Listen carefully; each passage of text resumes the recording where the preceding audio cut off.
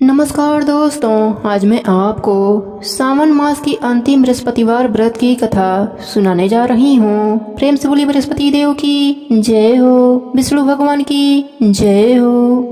प्राचीन समय में एक बहुत ही निर्धन ब्राह्मण रहता था। उसके कोई भी संतान न थी। ब्राह्मण नित्य पूजा पाठ करता। वह स्वभाव से दयालु तथा धार्मिक विचारों वाला व्यक्ति था, परंतु उसकी पत्नी बहुत मालिनता के साथ रहती थी। वह न तो स्नान करती थी और न ठीक से कार्य करती थी। अपने पत्नी की ऐसी आदत के कारण ब्राह्मण देवता बहुत ही दुखी रहते थे।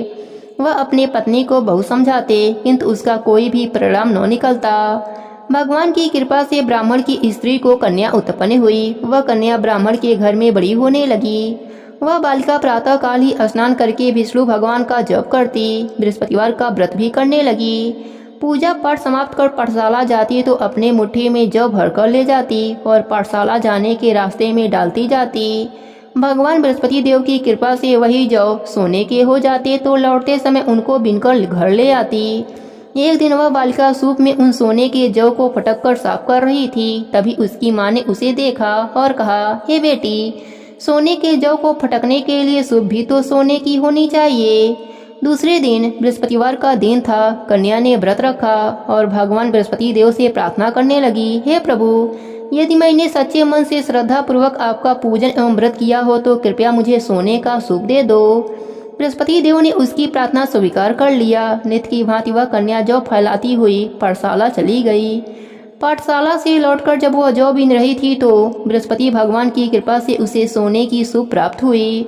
उस सोने के सूप को वह घर ले आई और उसमें जौ साफ करने लगी, परंतु उसकी माँ का आचरण वैसा ही रहा। एक दिन वह कन्या सोने के सूप में जौ साफ कर रही थी। उसी समय अचानक उस नगर का राजकुमार वहां से होकर निकला। कन्या के रूप एवं कार्य को देखकर राजकुमार कन्या पर मोहित हो गया। राजमहल लौटकर राजकुमार अन्न और जल त्याग कर उदास होकर लेट गया। राजा को जब अपने पुत्र द्वारा अन्न जल त्यागने का समाचार मिला तो वह अपने मंत्रियों के साथ राजकुमार के पास गए और बोले, हे बेटा, तुम्हें किस बात का दुख है? किसी ने तुम्हारा अपमान किया है अथवा कोई और कारण है? मुझे बताओ, मैं वही करूँगा जिससे तुम प्रसन्न हो जाओ। राजकुमार ने अपने पिता की बातें सुनी तो वह बोला, आपकी कृपा से मुझे किसी भी प्रकार का कष्ट नहीं है। किसी ने मेरा अपमान भी नहीं किया है, परंतु मैं उस कन्या के साथ विवाह करना चाहता हूँ जो सोने के सूप में जौ फटक रही थी। यह सुनकर राजा आश्चर्य में पड़ गया और बोला, हे राजकुमार, इस तरह की कन्या का पता तुम लगाओ, मैं तुम्हारा विवाह उसके साथ अवश्य करवा दूंगा। तब राजकुमार ने प्रसन्न होकर राजा को उस ब्राह्मण कन्या के घर का पता बताया। राजा के आदेश पर मंत्री उस कन्या के घर गए और राजा का आदेश ब्राह्मण को कह सुनाया। कुछ ही दिन बाद ब्राह्मण कन्या का विवाह राजकुमार के साथ हो गया। घर से कन्या के विदा होते ही उस ब्राह्मण के घर में पहले की तरह निर्धनता वास करने लगी। अब भोजन के लिए अनाज भी बड़ी मुश्किल से मिलती थी। एक दिन दुखी होकर ब्राह्मण देवता अपने बेटी से मिलने गए। बेटी पिता की ऐसी अवस्था को देखकर अत्यंत दुखी हुई और उसने अपने माँ का समाचार पूछा। ब्राह्मण ने पुत्री को सभी हाल कह सुनाया। पुत्री ने अपने पिता को बहुत सा धन देकर विदा कर दिया। इस प्रकार ब्राह्मण का कुछ समय सुखपूर्वक व्यतीत हुआ, लेकिन धन समाप्त होने के बाद स्थिति पहले की तरह हो गई। ब्राह्मण फिर अपने पुत्री के यहाँ गया और उससे सभी हाल कह सुनाया। पुत्री बोली, हे पिताजी, आप अपने साथ माताजी को यहाँ लाओ, मैं उन्हें यह विधि बता दूंगी जिससे दरिद्रता दूर हो जाए। ब्राह्मण देवता अपनी पत्नी को साथ लेकर राजमहल अपनी पुत्री के पास पहुँचे तो पुत्री अपनी माँ को समझाने लगी, हे माँ, तुम सुबह उठकर सर्वप्रथम स्नान आदि करके भगवान विष्णु का पूजन किया करो तो सब निर्धनता दूर हो जाएगी। परंतु उसकी माँ ने उसकी एक न मानी।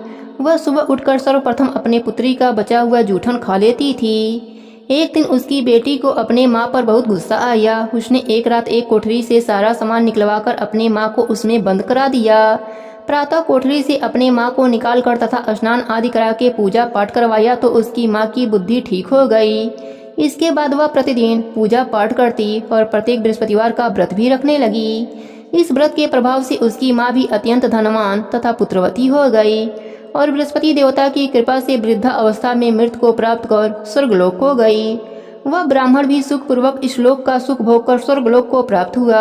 भगवान बृहस्पति देव ऐसे ही हैं, जैसी जिसके मन में कामनाएं हैं सभी को पूर्ण कर मनवांछित फल देते हैं। जैसे ब्राह्मण की बेटी ने बृहस्पति देव की कथा का गुणगान किया, उसकी सभी इच्छाएं बृहस्पति देव ने पूरी कर दी। इसलिए सबको कथा कहने अथवा सुनने के बाद बृहस्पति भगवान का प्रसाद ग्रहण करना चाहिए तथा सच्चे मन से एवं भावना से भगवान बृहस्पति देव का मनन करते हुए उनकी सदा जय जयकार करनी चाहिए।